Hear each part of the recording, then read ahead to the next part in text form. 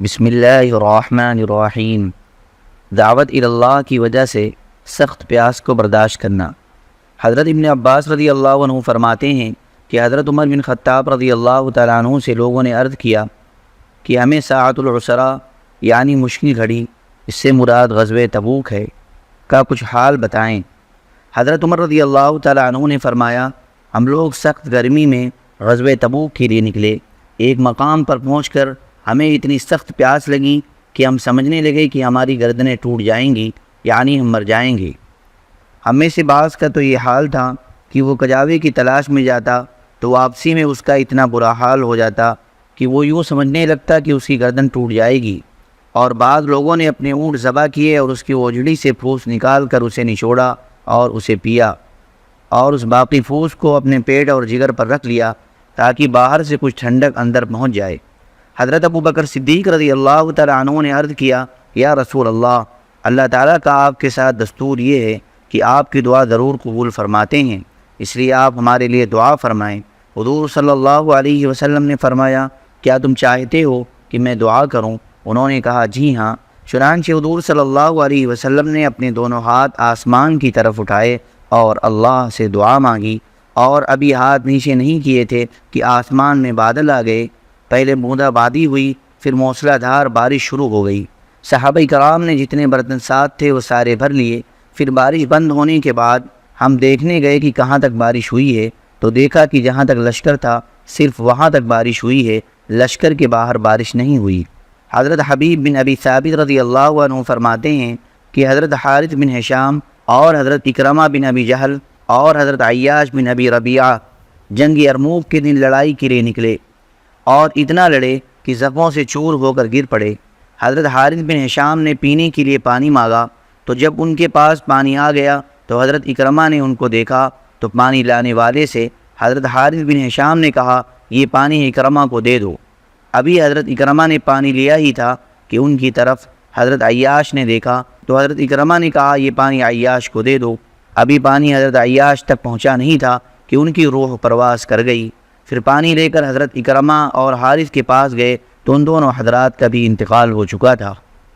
حضرت محمد بن حنفیہ فرماتے ہیں کہ حضرت ابو عمرو انصاری رضی اللہ تعالیٰ عنہ جنگ بدر میں اور بیعت عقبہ ثانیہ میں اور جنگ احد میں شریک ہوئے تھے۔ میں نے ان کو ایک میدان جنگ میں دیکھا کہ انہوں نے روزہ رکھا ہوا ہے اور وہ پیاس سے بے چین ہو رہے ہیں، اور وہ اپنے غلام سے کہہ رہے ہیں، تیرا بھلا ہو، مجھے ڈھال دے دو۔ غلام نے ان کو ڈھال دے دی۔ پھر انہوں نے تیر پھینکا، جسے کمزوری کی وجہ سے زور سے نہ پھینک سکے، اور یوں 3 تیر چلائے۔ پھر فرمایا، میں نے رسول اللہ صلی اللہ علیہ وسلم کو فرماتے ہوئے سنا، جس نے اللہ کے راستے میں تیر چلایا، وہ تیر نشانہ تک پہنچے یا نہ پہنچے، یہ تیر اس کے لیے قیامت کے دن نور ہوگا۔ چنانچہ سورج ڈوبنے سے پہلے شہید ہو گئے۔ ایک روایت میں ہے کہ انہوں نے غلام سے کہا کہ مجھ پر پانی چھڑکو، چنانچہ اس نے ان پر پانی چھڑکا۔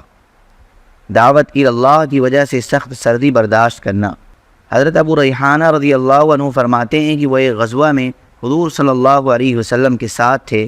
فرماتے ہیں کہ ایک رات ہم لوگ ایک اونچی جگہ ٹھہرے، وہاں اتنی سخت سردی پڑی کہ میں نے دیکھا کہ لوگ گڑھا کھود کر اس میں بیٹھ گئے اور اپنے اوپر اپنی ڈھال ڈال لی۔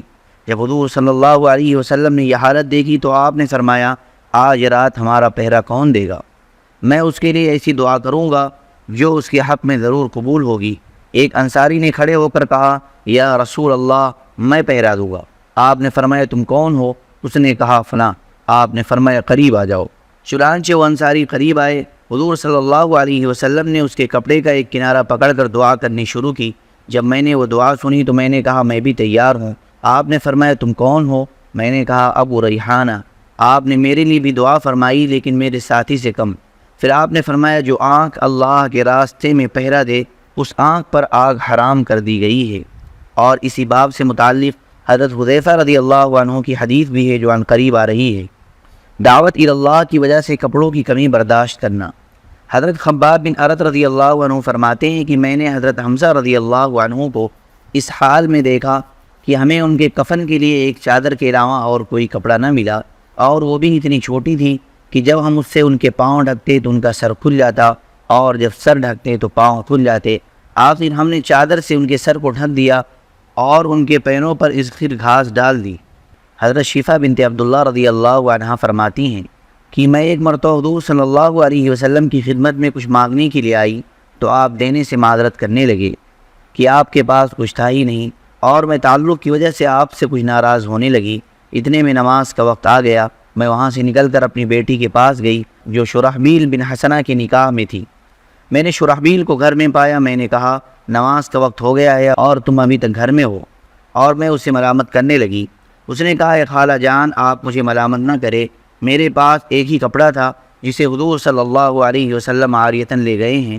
تو میں نے کہا میرے ماں باپ آپ پر قربان ہو، میں آج آپ سے ناراض ہو رہی تھی اور آپ کی یہ حالت ہے کہ کپڑا بھی دوسرے سے مانگ کر پہنا ہوا ہے اور مجھے معلوم نہیں۔ پھر حضرت شرحبیل نے کہا وہ بھی ایک ایسی قمیص تھی جسے ہم نے پیوند لگا رکھا تھا۔ حضرت ابن عمر رضی اللہ عنہ فرماتے ہیں کہ ایک مرتبہ حضور صلی اللہ علیہ وسلم بیٹھے ہوئے تھے اور آپ کے پاس حضرت ابو بکر صدیق رضی اللہ تعالیٰ عنہ بھی تھے۔ حضرت ابو بکر رضی اللہ عنہ نے ایک چوغا پہنا ہوا تھا جس کے گریبان میں اپنے سینے پر بٹن کے بجائے کانٹے لگا رکھے تھے۔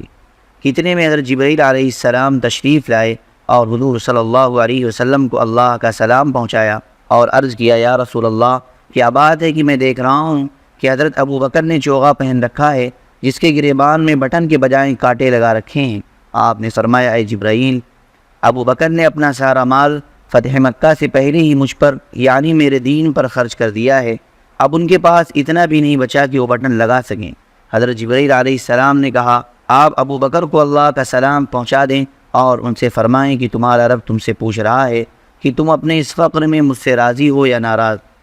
حضور صلی اللہ علیہ وسلم نے حضرت ابو بکر رضی اللہ تعالیٰ عنہ کی طرف متوجہ ہو کر فرمایا اے ابو بکر، یہ جبرائیل ہیں جو تمہیں اللہ کا سلام کہہ رہے ہیں اور اللہ تعالیٰ پوچھ رہے ہیں کہ تم اپنے اس فقر میں مجھ سے راضی ہو یا ناراض۔ حضرت ابو بکر رضی اللہ عنہ یہ سن کر رو پڑے اور کہنے لگے کیا میں اپنے رب سے ناراض ہو سکتا ہوں؟ میں اپنے رب سے اس حال میں بھی راضی ہوں، میں اپنے رب سے راضی ہوں۔ حضرت علی رضی اللہ عنہ فرماتے ہیں کہ میں نے محمد صلی اللہ علیہ وسلم کی بیٹی حضرت فاطمہ سے شادی کی اور تنگ دستی کی وجہ سے یہ حال تھا کہ میرے اور ان کے پاس میڈے کی کھال کے علاوہ اور کوئی بستر نہیں تھا جس پر رات کو ہم سو جاتے تھے، اور دن میں ہم اس پر پانی لادنے والے اونٹ کو چارہ کھلاتے تھے، اور حضرت فاطمہ کے علاوہ میرے پاس کوئی خادم بھی نہیں تھا۔ حضرت ابو بردہ فرماتے ہیں کہ مجھ سے میرے والد حضرت ابو موسیٰ اشعری رضی اللہ تعالیٰ عنہ نے کہا اگر تم ہمیں بارش ہونے کے بعد حضور صلی اللہ علیہ وسلم کے ساتھ دیکھتے تو تمہیں ہمارے کپڑوں کی بو بھیڑ جیسی لگتی، کیونکہ ہمارے اکثر کپڑے بھیڑ کے اون کے ہوتے تھے۔ ابن سعد اس حدیث کو حضرت ابو بردہ سے اس طرح نقل کرتے ہیں کہ حضرت ابو بردہ فرماتے ہیں کہ مجھ سے میرے والد حضرت ابو موسیٰ نے فرمایا اے میرے بیٹے، اگر تم ہمیں بارش ہونے کے بعد حضور صلی اللہ علیہ وسلم کے ساتھ دیکھتے تو تم ہمارے اونی کپڑوں سے بھیڑ جیسی بو محسوس کرتے۔ اسی طرح طبرانی نے حضرت ابو موسیٰ رضی اللہ تعالیٰ عنہ سے یہ حدیث روایت کی ہے، اور اس میں مزید یہ مضمون بھی ہے کہ ہمارے کپڑے اون کے ہوتے تھے اور کھانے کے لیے صرف دو کالی چیزیں ہوتی تھیں، یعنی کھجور اور پانی۔ حضرت ابو ہریرہ رضی اللہ عنہ فرماتے ہیں کہ میں نے 70 اہل صفہ کو اس حال میں دیکھا ہے کہ ان میں سے کسی کے پاس بھی بڑی چادر نہ تھی، یا تو لنگی تھی یا کمبل تھا یا چھوٹی چادر تھی جسے انہوں نے اپنی گردن میں باندھ رکھا تھا۔ کسی کی لنگی آدھی پڈلی تک ہوتی اور کسی کی ٹخنے کے قریب، اور وہ لنگی کو ہاتھ سے پکڑ کر رکھتے تاکہ ان کا سطر نظر نہ آ جائے۔ حضرت واصلہ بن اسقع رضی اللہ عنہ فرماتے ہیں کہ میں اہل صفہ میں سے تھا، ہم میں سے کسی کے پاس بھی پورے کپڑے نہیں تھے، اور ہمارے جسموں پر میل اور غبار اتنا ہوتا تھا کہ جب ہمیں پسینہ آتا تھا تو سارے جسم پر میل اور غبار کی دھاریاں پڑ جاتی تھیں۔ حضرت عائشہ رضی اللہ عنہ کی خدمت میں ایک آدمی آیا اور حضرت عائشہ کے پاس ان کی ایک وادی بیٹھی ہوئی تھی جس نے 5 درہم والی قمیض پہن رکھی تھی۔ حضرت عائشہ نے اس آدمی سے کہا ذرا میری اس باندی کی طرف نظر اٹھا کر دیکھو کہ اس قمیض کو گھر میں بھی پہننے کے لیے راضی نہیں، حالانکہ حضور صلی اللہ علیہ وسلم کے زمانے میں میرے پاس ایسی ایک قمیض تھی۔ تو مدینہ میں جس عورت کو بھی شادی کے لیے سجایا جاتا تھا وہ آدمی بھیج کر مجھ سے یہ قمیض عاریتاً لے لیا کرتی تھی۔ سبحان ربک رب العزت عما یصفون وسلام علی المرسلین والحمد للہ رب العالمین۔